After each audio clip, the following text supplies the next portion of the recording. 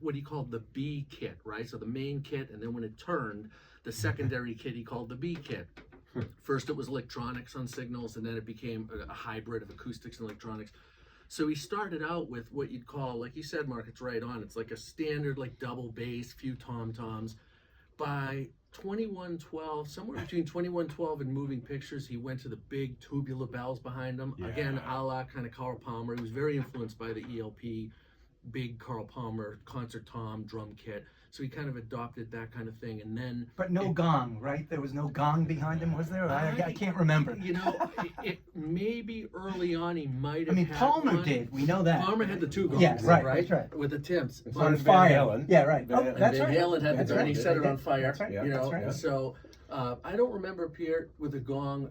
Very much at all. It's certainly from Moving Pictures on, no gong. Right. He would trigger gong sounds later on from the drum cap mallet that he had stage left, but he didn't actually physically have a gong.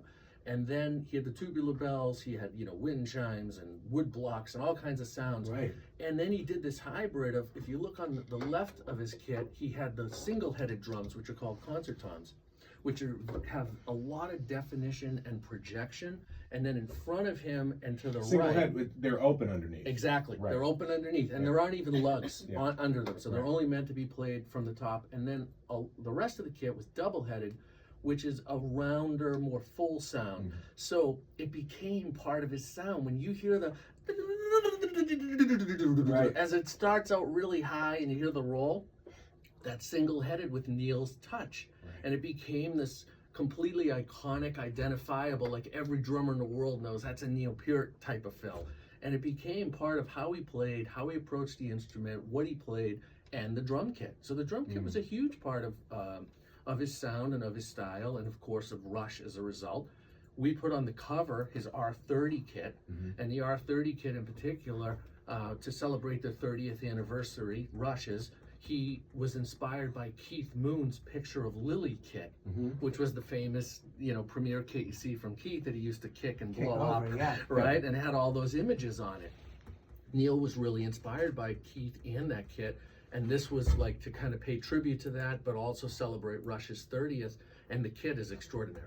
How many kits require an aerial photograph to appreciate that? You know what I mean? Neil Peart. I mean, his kit and maybe Wakeman's bank of keyboards back in the day. It's true. It's really awesome, and there's so much inspiration just seeing the kit. And then when you hear him play it, you know, he was one of a kind, and will influence generations for a long time to come.